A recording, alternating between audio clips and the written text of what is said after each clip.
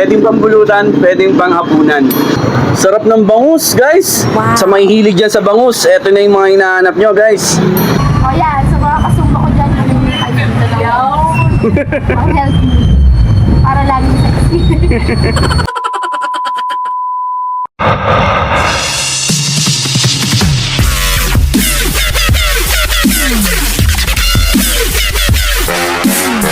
So yan guys, what's up mga katikman? Andito po tayo ngayon sa Kalihan, malapit po sa kanto ng Barangay Santo Cristo. Yan guys, sa tapat lang po ng Villars Gasoline Station. So yan guys, andito tayo para introduce ko po sa inyo itong banguy. Ayan, so bakit banguy? Siyempre, ang mga tinda nila ay mga bangus. Ayan, so sabihin ko sa inyo yung mga menu nila dito o yung mga tinitinda nila. Eto, yung isa, inihaw at saka prito. Yan, so, depende sa inyo kung anong gusto nyo, kung inihaw o prito. Pero ito, bukod sa inihaw, meron pa siyang sa ibabaw na mga stir-fried kangkong. Ayan, so, hindi lang basta isda makukuha mo dito, no? So, meron pa silang ibang, kumbaga, ibang variant, ni sisig. Yun yung bestseller nila, yung sisig. Tapos, paksiw, Spanish style, at saka relleno. So, ayan guys, available po sila dito sa Kalihan, katabi lang po ng kalsada. Napakadaling makita kung nasaan po ito. Guys, eto, pakita ko sa inyo kung paano tuuin, no? Guys, malaki pala yung bangus nila dito. So, for 169, sulit ka na dyan, no? So, malinis yung lugar nila. Sakto pala yung dating ko dito, grand opening nila. So, nag-soft opening na sila 1 week ago. So, ngayon yung pinakang grand opening nila at ubos na daw yung paninda nila ngayon. So, yun, no? So, sa mga naghahanap dyan guys ng bangus, napakadali lang pong hanapin. Dito lang po sa katabi ng kalsada, dito sa Kalihan. Ayan, so madaling tandaan, kanto lang po ng papuntang Barangay Santo Cristo. Sa mga nagke-crave dyan ng bangus, tikman nyo na rin tong banguy. Ayan, meron po silang page guys ha. Kung gusto nyo umorder, magpa-deliver. For as low as 30 pesos yata yung mga malalapit na lugar. Pwede na kayo magpa-deliver ng bangus para matikman nyo na din, ano. So ayan, visit nyo yung page. Message lang kayo sa kanila para matikman nyo na yung bangus. Ano? So let's go guys. Tikman na rin natin. Tara. Ayan guys, ito yung kanilang sisig. Pa naman, no? Punong-puno ng rekado. Pwedeng pambulutan to mga idol. Yan, no? For only 179 lang, oh.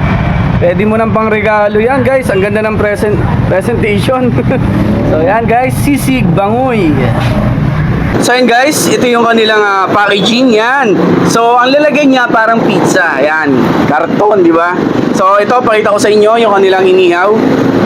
Ayan guys, so sabi ko nga kanina, meron siyang stir-fried kangkong sa ibabaw. Ayan, oh. So tara, tikman natin. So may kasama ng sausawan. Yan ang masarap, oh, may sili. Di ba? Para po sa kalaman na lahat ito ay boneless na. So, kurot ka na lang ng kurot, ika nga. Sa may hilig dyan sa bangus, eto na yung mga hinahanap nyo, guys. So, ayan, tikim tayo. Yun, may taba, oh. Bigyan na rin natin ang kangkong. Sausawan natin sa sausawan. Ayan. Perfect bite, guys, oh.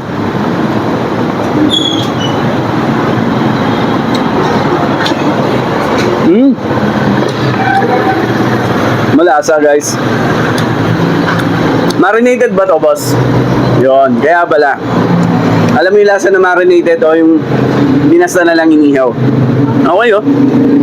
169. Pwedeng pambulutan, pwedeng panghapunan. Di ba? Sarap.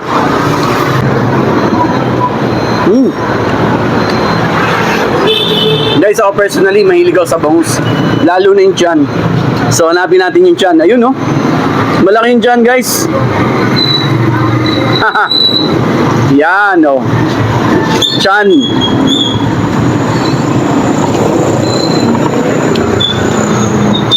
Bagay pala yun.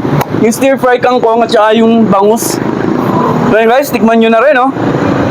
Tapos, tikman din natin tong anilang Spanish style na bangus. Ayan, oh.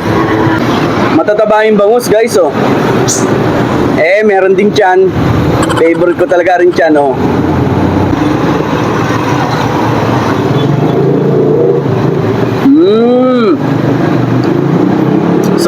tamang-tama sa mga gusto mag-healthy eating. Ayan. Pwede, di ba? Sarap ng bangus, guys. So, ako, matagal na rin ako naghahanap nito. Sa ibang bayan pa ako nakabili, I think sa Rizal pa, banda sa Rizal. So, ngayon, meron na po sa San Pablo. Tikman nyo na rin tong bangoy, guys.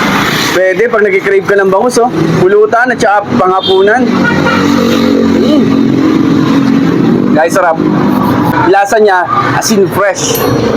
So, ayan guys, tikman nyo na rin. Let's go! Bangoy! Ano, Mrs. Tikman? Sarap? Sarap. Sa Lalo bag- na yung gulay ito. Bagay na bagay sa mga nagda-diet, no? Sa mga nagsusumba. Mga nagsusumba. Invite mo yung mga kasumba mo. Ayun. O yan, sa mga kasumba ko dyan, ay talaga. Ang healthy. Para laging sexy.